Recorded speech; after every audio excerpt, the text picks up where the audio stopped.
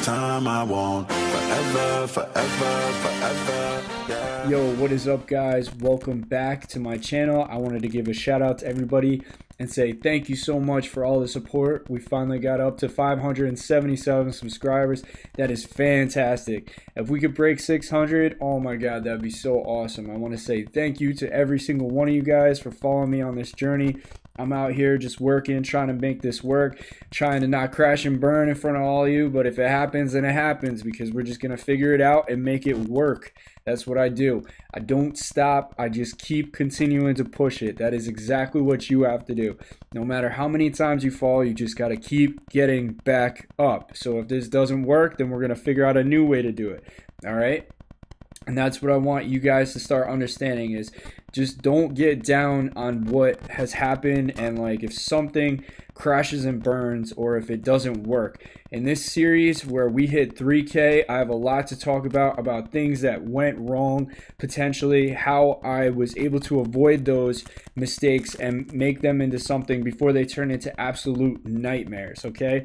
So this one's going to be a doozy. I hope you guys stick around. If you guys can give me a thumbs up, and if you guys could hit that subscribe button, let's get this up to 600 subscribers. That'd be fantastic. All right, and each week I'm going to go over different things that I'm doing to my business to maximize its potential, to continue it to grow, and to hopefully keep it stable so that I can keep this business on track.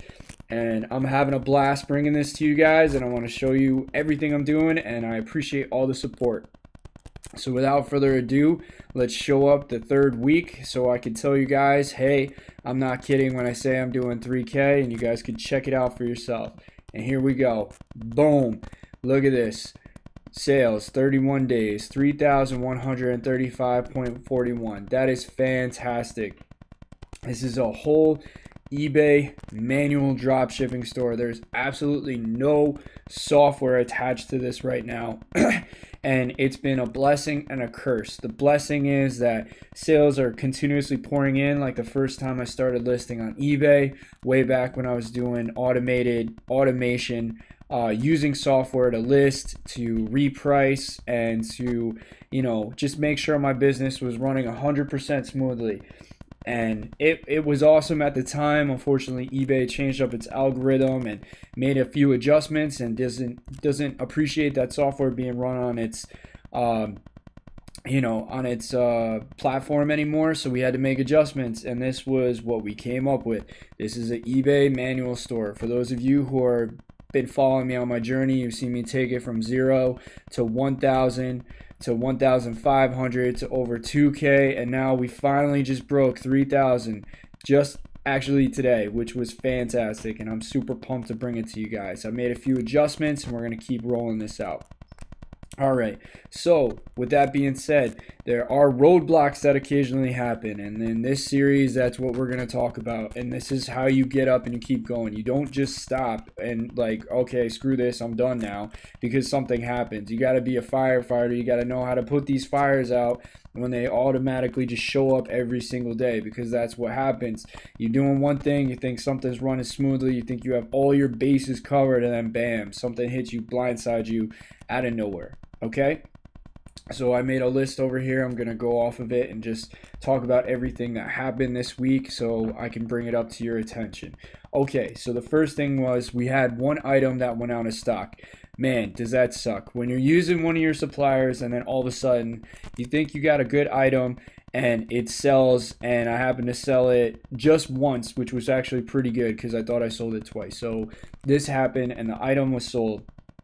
And the item, unfortunately, was out of stock. And luckily for me, there's two procedures I set up in place. So just in case this did happen, my whole business didn't crash and burn.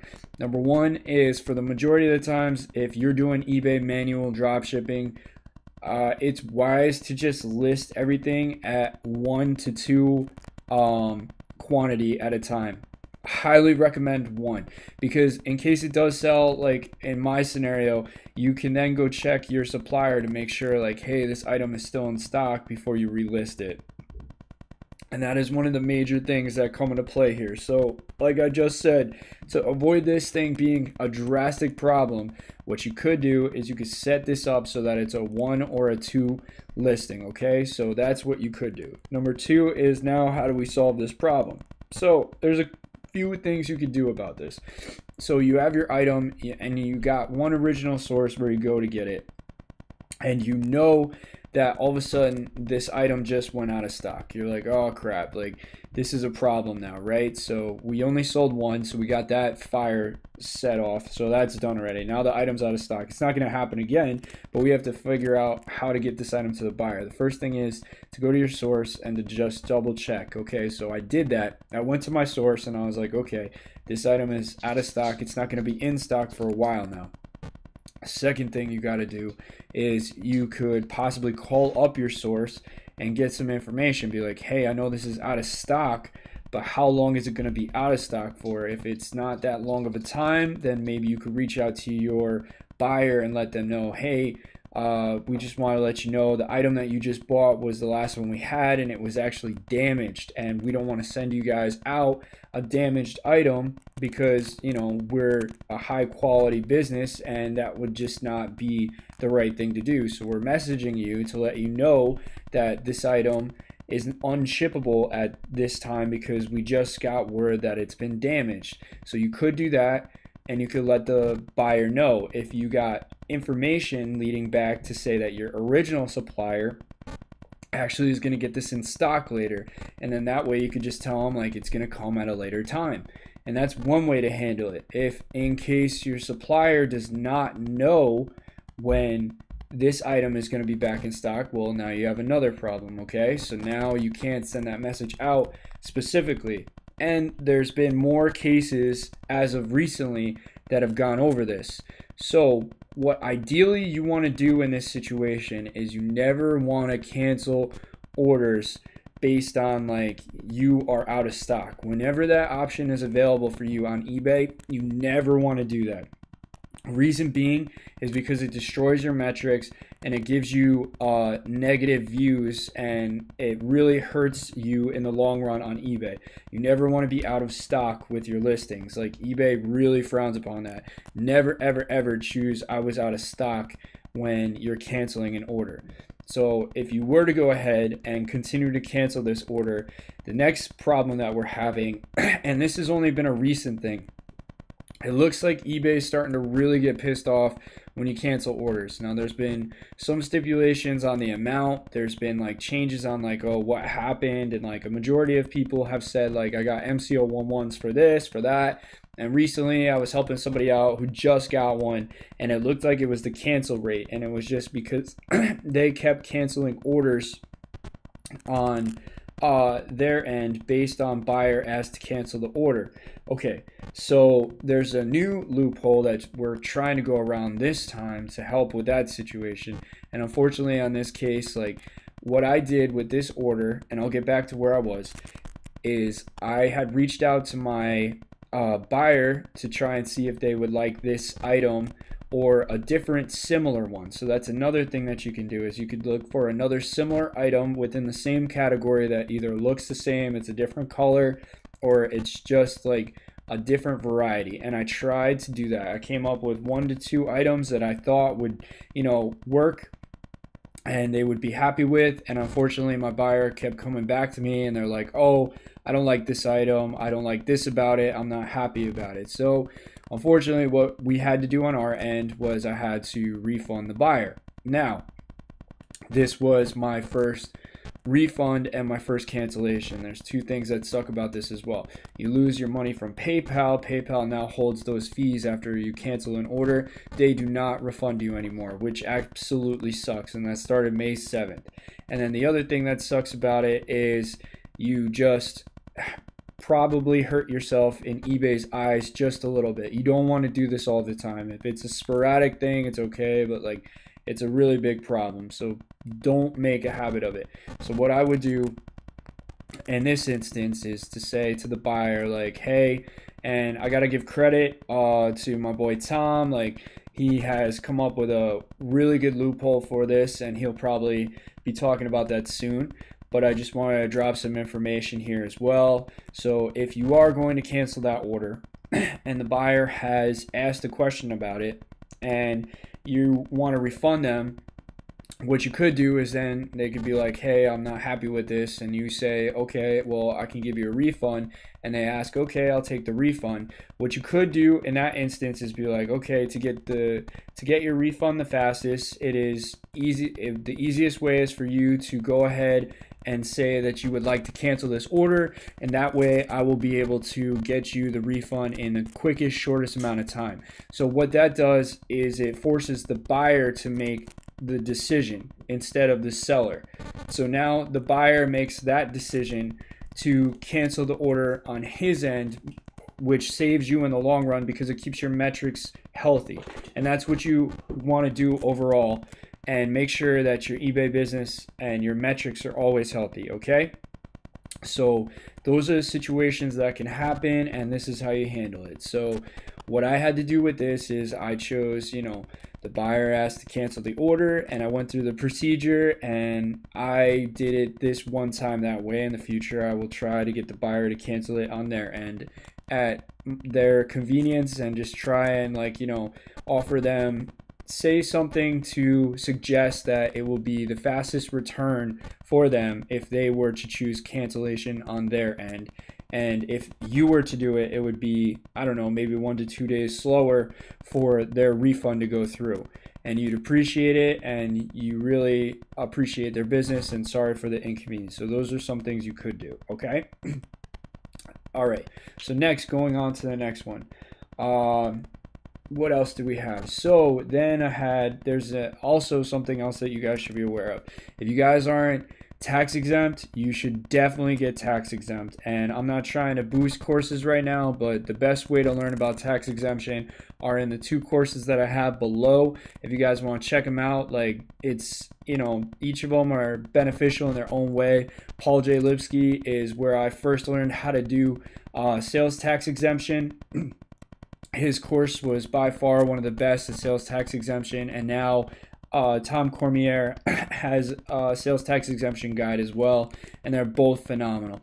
And in Paul J. Lipsky's, you're going to get sales tax exemption from a couple of cool places, Walmart for instance, and then in Tom's course, you're going to learn how to get sales tax exemption from suppliers that are not mainstream. So they're both really good.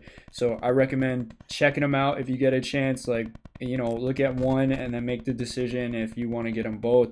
For me, I wanted to learn everything about this business, so I got them both. And that's not me plugging them in, but I'm telling you, this information is serious, and you need to know this. The next thing after you learn about your sales tax information is you want to get a CPA. So let's say you're at this point and you actually know what I'm talking about. This is how you become a successful seller. You need to know about sales tax exemption. You need to know how to get sales tax exempt. You need to know all the laws that are involved with sales tax, and so on and so forth. So I am sales tax exempt. My supplier, I forgot to hand in the information from a certain state, which happened to be California. Of course, California. A lot of things ship out to California. And I was charged sales tax. Unfortunately, it turned into the weekend where I was not able to get this addressed fast enough. I'm actually still in the process of fixing it. I just sent it in. It had some few errors. I had to fix it again. So I'm still in the same, workaround with this supplier to get this sales tax exemption fixed, and I'm working on it. So what can you do in this situation? So now you have an item that's sold and is going to a state in which you're not sales tax exempt, but your item was actually sent and you had claimed it as being sales tax exempt. So now you're taking a negative profit. So that's what you have to understand. You should always make sure that you're taking a positive front end margin. And if you're not, then you're going to screw yourself in the long run, because things like this can happen and you're shipping out to California and you're not realizing it, and you're going to lose money in more than one way. So I was about to lose a good chunk of change. What I did in this scenario is you got to make sure you utilize your cashback gift cards if you can find those online and get them at a decent discount. I'll have a plugin here for a great website to go to get discounted gift cards that can get you up to like 10% if you were to use Bitcoin to buy them. It's phenomenal. I'll try and plug that in if I can.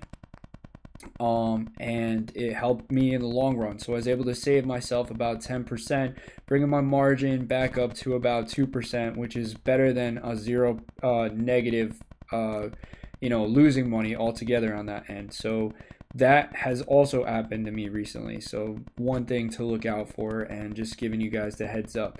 So make sure you got all of your eggs in one basket and you're sales tax exempt, and you know everything about sales tax exemption. Again, I'm not going to be discussing that. That is such a huge topic. It is phenomenal and overwhelming, and you're going to get bombarded if I bring it up during this process, but you should know about it. It's important, and if you're serious about this, you really need to look into that. Okay, how you learn, check out the courses below. Tom's or Paul's or both are phenomenal. It's your choice. Whichever one you choose, go for it. Okay.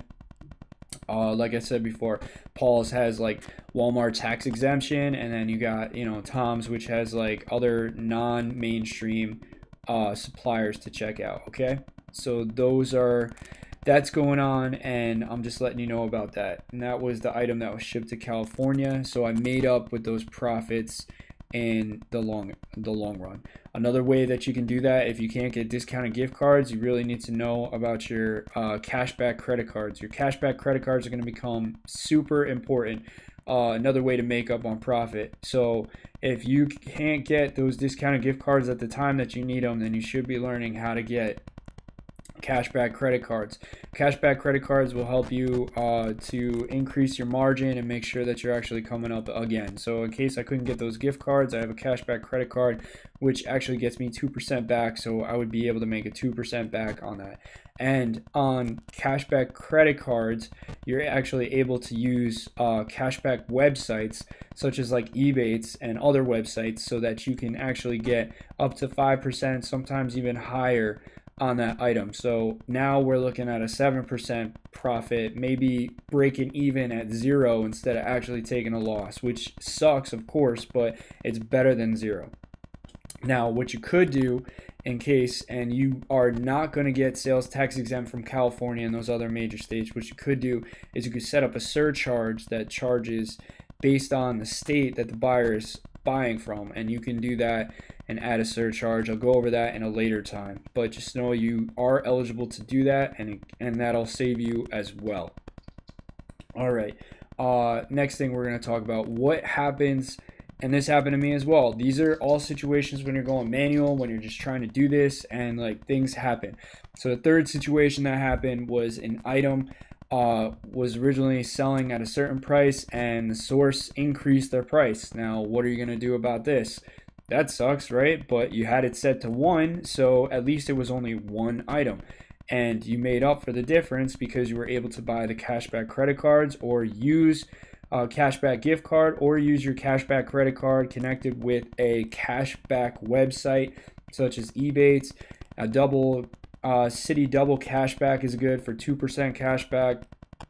These things are how you run your business and where you make your extra profits, as well as your front end margins. Your back end margins are just as important. You want the buyer to make him feel like, or her feel like, that this is the lowest price that they can possibly get it at. Meanwhile, you're selling it and you're taking a small chunk of change in the front, and on the back end you're taking a nice size majority. Or you could be selling it for, it depends on your source, selling it for a large portion on the front end and even making more money on the back end. So these are the different situations that you can be forced with and how to handle them. So if that happened again, it's just similar to the same way that you handled the item that was being shipped to California. So what you can do is you can just go through it, and you can just try to see if you can get your margins where you're actually turning a profit, because a profit is better than zero as long as you're not going negative. If you're going negative, sometimes it happens and you just got to take the loss, as long as it's not too bad. As long as it's not like $150 or like something more than that.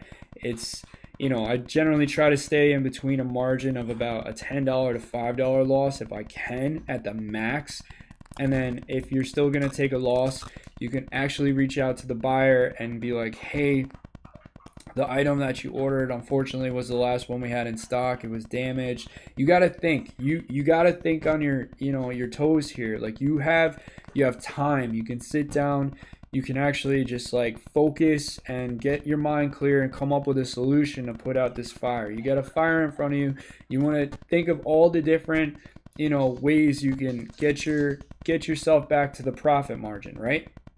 You can reach out to your buyer, be like, look, this item isn't, it was damaged. Our supplier, it was the last one that we had. Can we send this to you in another color? Can we send this to you in a, or can we offer you can you cancel the order and we'll send you to a seller who sells at a cheaper rate so that they can handle it for you? You got to think. So like you're not taking the loss.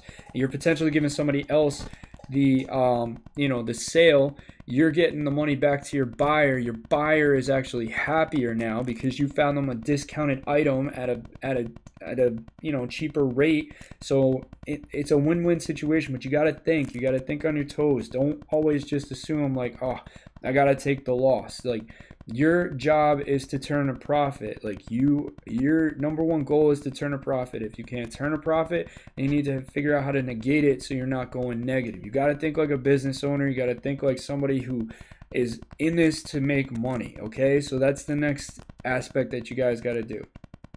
All right, so those are my 3 tips today on how to keep your business afloat while you're doing a manual drop shipping and how to keep it going. All right, so with that being said, I want to show you guys my whole breakdown where I was at, like everything from, the sales were at 3,135.41. Those were my 3 issues that I faced and how I handled them all, how you should handle them all, and how you should always keep going with your business. You can also make canned responses so that you have this all set up.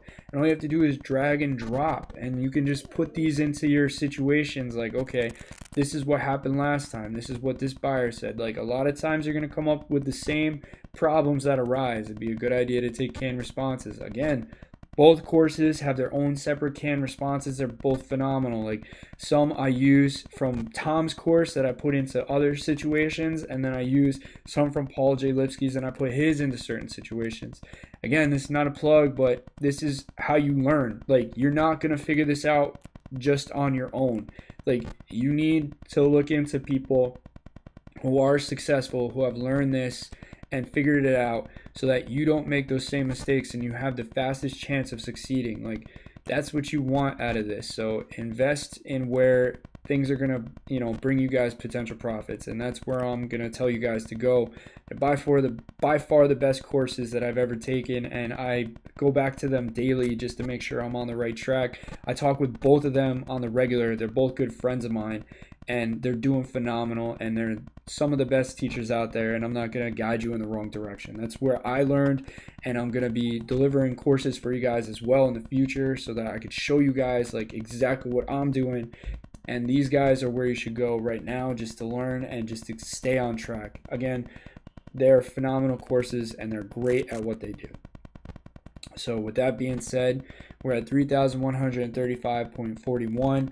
We're generally on the range of about 10 to 14% profit margin, which I couldn't be happier with. When I get to 10,000, I'm going to try and hire a VA. I'm going to show you guys the process that I use, how you go about it, and how to just maintain one and keep one around. I'm actually going to see if I can reach out to the one I had before because she was phenomenal, and I just want them to take over the whole business so that I can get ready to start another one. At about if we could do 20,000, I think I figured at like 7% profit margin is yielding around like a $1,000 return, then I'll be happy with that. And I'll go into the process with you, but that 1,000 isn't all going to come back to me, but more than half of it is going to come back to me. That's decent enough to give a VA to control, and then I can set up another one to do similar to the same thing. Okay, that's what you got to be thinking, is like how to automate this in the future. All right, with that being said, I'm not going to talk anymore and bore you guys. I'm just trying to drop some knowledge on you guys. If you can, like, I know I said this before too, but like and subscribe to the channel, guys. I hope I'm dropping you as much knowledge as I can. I hope this information helps in your journey, and like as you push forward. Like, this stuff was like, you know, never around when I was doing it, and you know, they had these in courses and I had to go out and get it. So I'm giving you guys the information. There's even more packed in there. So that's what I'm trying to just deliver. All right, so back without further ado, we're gonna go through the rest of this. All right, so these are my promoted listings. As you can see, we're still doing really good. Yesterday, we're almost done with today. It came down a little bit, but I'm still happy about it. Like, that's not bad at all. Promoted listings is still on the up. Like, that's what you want to see. And we're over 20,000 impressions in a day. That's phenomenal. Like, back when I was doing this, I can't even remember with automated software, it was like down here. Like, after November, it just wouldn't go up any higher. So like, if you're doing promoted listings like I am, this helps phenomenal. This is like extremely important because it gets more views to your items, in case your items are shown like lower in the search rankings. If it's, you know, sponsored, it's potentially higher. If there's a buyer who sells their item at a higher rate, and you're actually selling it cheaper, but you're not showing up in the search rankings as higher, what this actually does is it'll put your listing, sometimes if it's like in a catalog listing, I believe, and it'll show your listing in there too. So if that buyer potentially was like, took the initiative to scroll down to see if there were cheaper items at the time, they could potentially find yours in there as well. So that helps. So just a little key point. Once again, this is my sales as of right now. This is everything broken down for you guys, and we're gonna keep pushing this. My next goal is 5K. It's a stretch, but I'm working on it. If we could do this in the next week, I'll be like super happy. 3,135 was phenomenal right now. We want to try and push to 5K. All right, and the next one is, I just want to show you how many listings I have. Is, you know, I got 43 right now, still pushing it, and just slow and steady, just listing slow and steady. Just stay consistent with it, but just do it slow. Find the most optimal listings that you can, apply them, make sure you're up on your suppliers, make sure you're up on your sources, you know, make sure you know you can turn a profit on everything. That's ideal and key, and just have at it, guys. All right, I just want to say thank you so much for tuning in and giving my channel, you know, some love and like following it. I appreciate every one of you guys for supporting me. I'm going to try and deliver as much info as I can. I'm learning Amazon right now. I will bring that to you in the future. I will show you guys courses and the best way to learn, and I will show you guys like what I learned from it. I'll probably do a similar situation like this where I'll show you a step-by-step guide so you guys can see like me starting from like the basics to like growing a store, and like just keep it coming to you guys. I want to just keep delivering as much knowledge as I can, and just like, you know, keep you guys learning, growing, and like pushing yourselves. Like, again, like, don't stop. Like, if things happen and like they throw you off course, take a breather. You know, if you got to take a month off, like, chill, come back to it and just assess the situation, come at it at a different angle, and keep diving. Small steps every day get to those big results, okay? You eat an elephant one bite at a time. That's what you got to do here. I'm not out here preaching I'm doing 100K right now, because I'm not. Have I done it? Yes. This store is at 3,000. That's phenomenal. I'm happy with that. You got to be happy with your results too, and just keep pushing, and small steps at a time, you'll get to where you want to go. All right, guys, if you can, just hit that subscribe button, give me a like. I will catch you guys later. Thank you so much for tuning in, and keep hustling, everybody. Peace.